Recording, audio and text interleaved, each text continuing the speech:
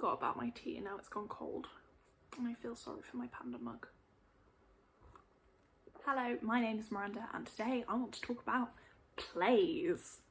How exciting. Yes, I love theatre. It's like my favourite thing ever. And I didn't think it would take me this long to incorporate theatre content into my YouTube. There's been a lot of booktube content that I've wanted to make, but I decided to just do a massive plays free-for-all discussion, just see what happens for the fun. So this signals the beginning of more theatre content on this channel. It will be finding its way in more often from now on.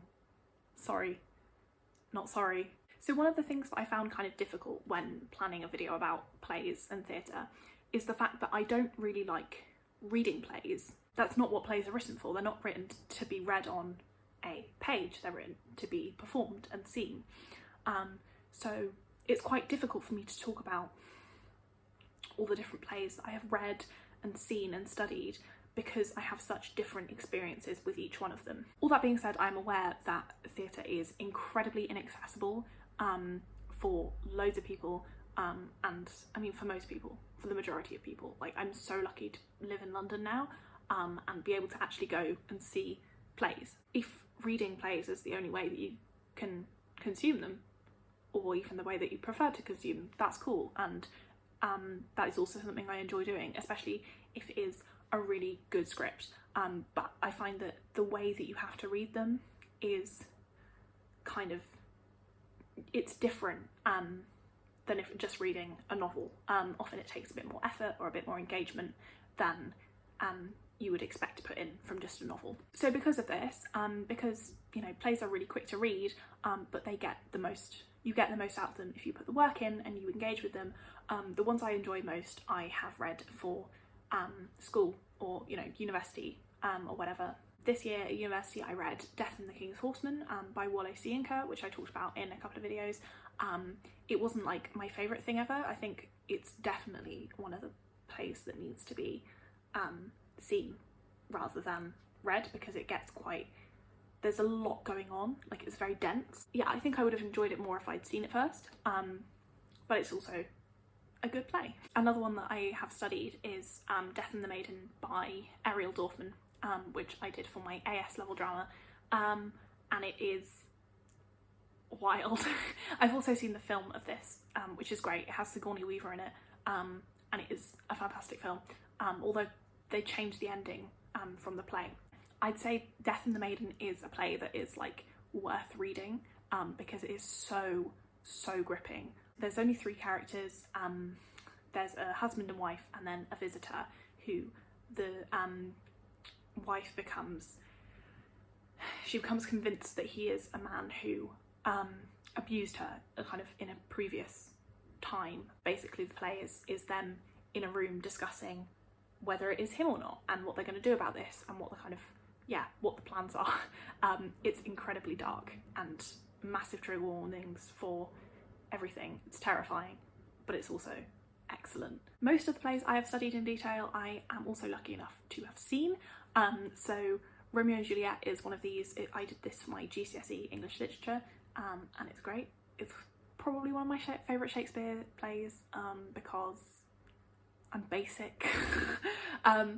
Yeah, I studied it at GCSE and then we saw a production live, a kind of local production where they set it in the 1980s in, I don't think it was a specific northern town, but basically in the kind of time of a miners' strike, where the 2 families were a family of strikers and a family of strike breakers, and it was incredible. Like, that setting was so good. I've also seen like a couple of I think RSC live streams of Romeo and Juliet as well.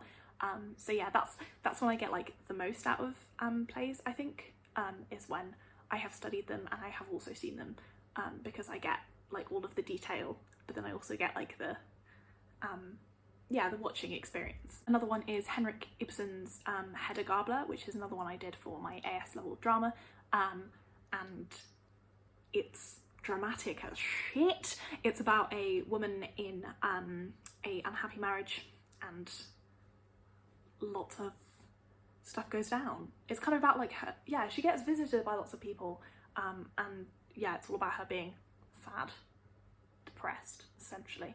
My lap's always down here, it makes my neck look really white, that's really weird. We saw a National Theatre live screening of this, I think with Ruth Wilson in it, which was amazing. It was so good. Another one is A Streetcar Named Desire by Tennessee Williams, which I did for my A-level English literature. This is one that I love because I studied it at school. Like, the symbolism in it is so rich and there's so much going on. Like, it's so much fun to go through and pick out all of like the different motifs and patterns of imagery that he's using. But it is one that like I enjoy watching. I think it was on with National Theatre at Home over the summer, so it was on YouTube for a little bit. A National Theatre production with Vanessa Kirby from The Crown, who was great, and Gillian Anderson as well was in it, and that production was amazing. One that I studied last year at university is Translations by Brian Friel. It's one of my absolute all-time favourite plays now, I think. So I studied at a university and then I went to see the National Theatre production that was on. It's one of those ones that is again full of rich imagery, but like watching it is also a really intense experience because like it's full of amazing characters. It's about a small village in Ireland, and a group of British soldiers go there to map the land and survey it, and they end up anglicising a lot of the names to kind of fit with their records, and it's all about language and culture and kind of divides and translation, obviously, and whether that's a kind of like true representation of a culture. And it's beautiful and emotional and complicated, and that's such a specific thing which is so interesting, and yeah, there's so much going on in it and I could talk about it forever because it's brilliant. Another play that I love because I know it well is The Crucible by Arthur Miller.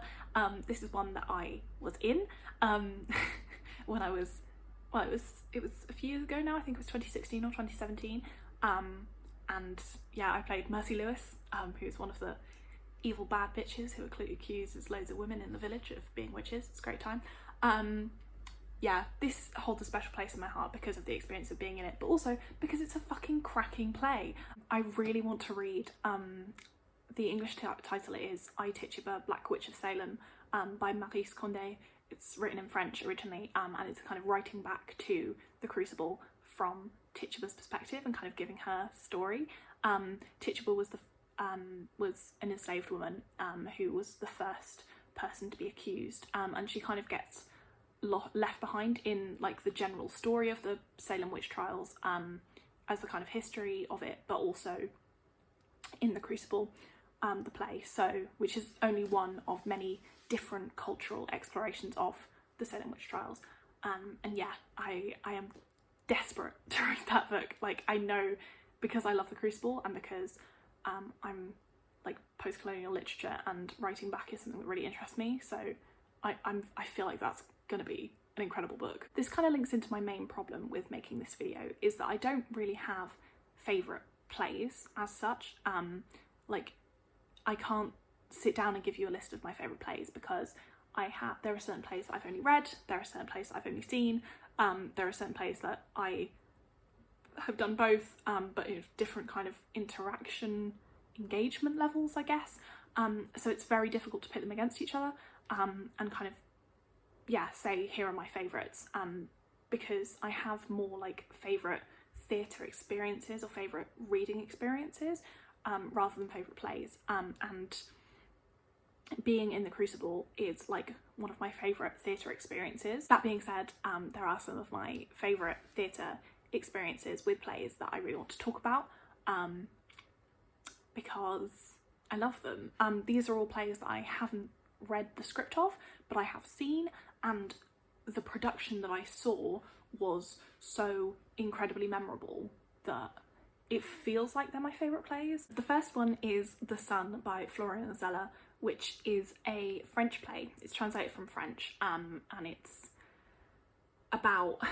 an amazing account of a teenager's depression, basically. And again, massive trigger warnings for this. It's a really, really harrowing watch. This was the first production that I saw when I moved to London. I was scrolling through Todaytix, as I do, not anymore, and I saw that there were tickets for it for £15, and I thought, that sounds interesting, I'll go give it a shot. What I loved about it so much is how nuanced the examination of depression was, in terms of its effects on a family, not just the person who's suffering with depression, but how that kind of impacts the people around them as well. And yeah, the acting was incredible. I saw the understudy, I think, of the main character. I can't remember his name, but it was only his second show that he'd done, and he'd only had like 24 hours notice. I just saw the evening show, and he did the matinee and then the evening show, and he only found out the day before that he was going to be doing those shows, and he was absolutely incredible. Also, I met Amanda Abington, which was pretty cool. She was in it. I met her at the stage door.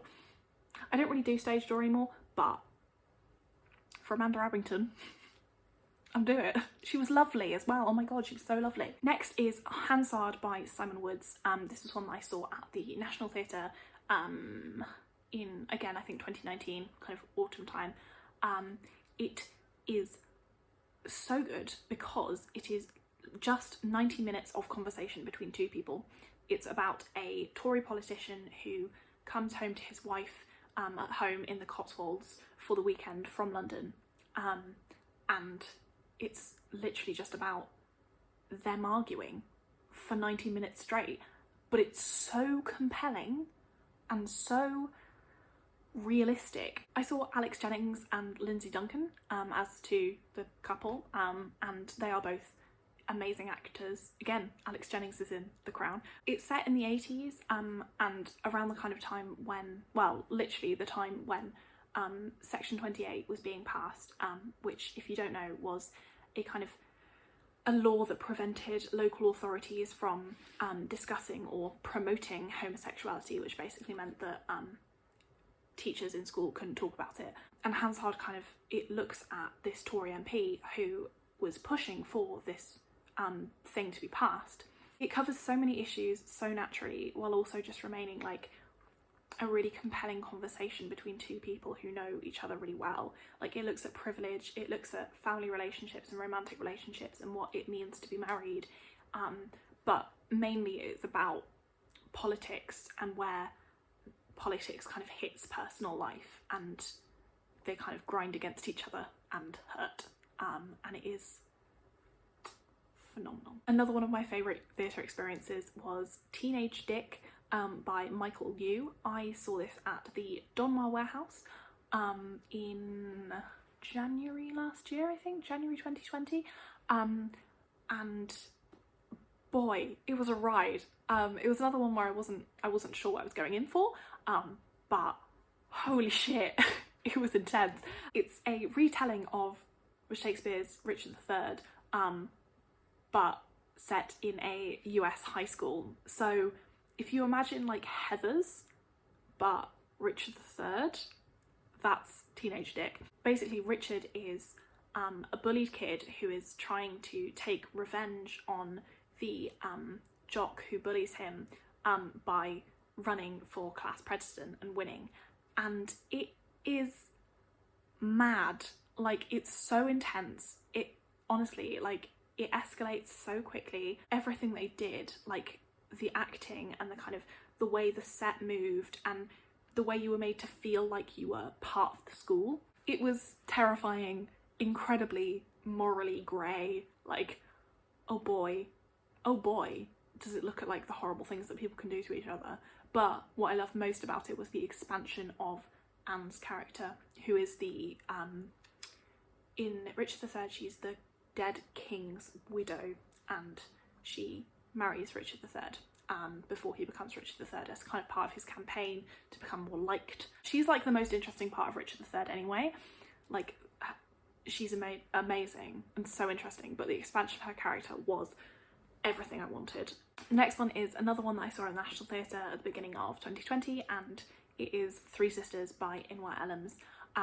This is a kind of reimagining of Chekhov's Three Sisters, but set in the Biafran War in Nigeria in the 1960s, I think. I was kind of tired when I went to see this, and it was long. It was long, but the dialogue was so alive, and the set was gorgeous. The set and the costumes were so beautiful and immersive, and yeah, it was a wonderful experience. I saw Barbershop Chronicles, which is another of his plays, it came on the National Theatre at home over the summer on YouTube, and yeah, that was great too. And he's just amazing. He's so good.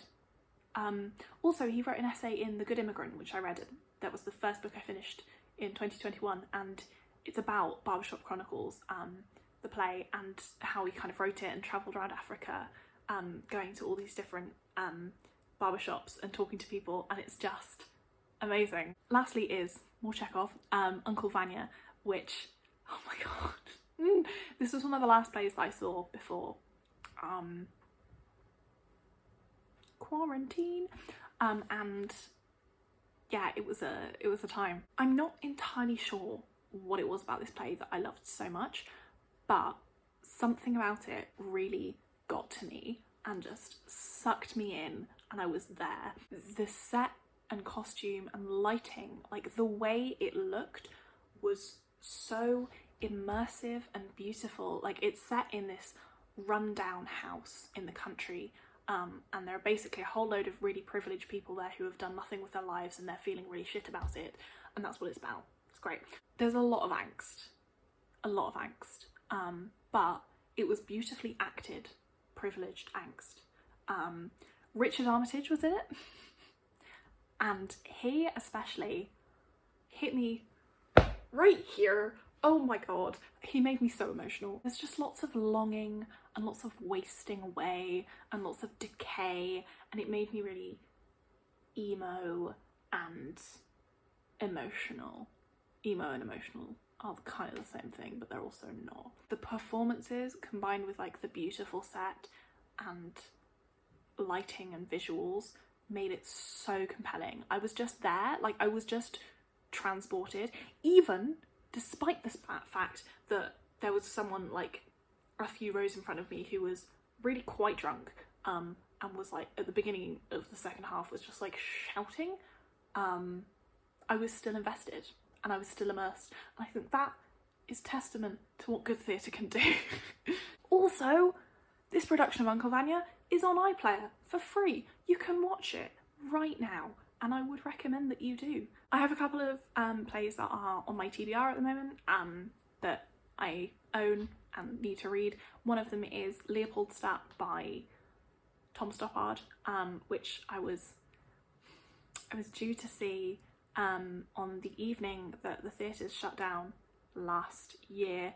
That was the whole time. Basically, I turned up to the theatre, I think it's the Wyndham's Theatre on Charing Cross Road, and they were like, no, go away, we've cancelled the performances. And I was like, huh? Excuse me? I walked down the street, all the other theatres were closed as well, they were all turning everyone away. That was a turning point in life, I guess. Anyway, I also own Rockets and Blue Lights by Winsome Pinnock, and Fairview by Jackie Sibley's Drury, and I don't know, I'll read these at some point. I got these as part of a gift from the National Theatre Bookshop. Yeah, they do a kind of like play subscription, where you get a play a month and they send you a random one, and these are ones that I have. I hope you enjoyed this. I love talking about theatre and the experiences that I've had at theatre, not just like reviewing them as you know, a performance, but also how something is written, like the kind of intersections of that is really interesting to me. So yeah, I hope to talk about this more in the future, and I will see you soon.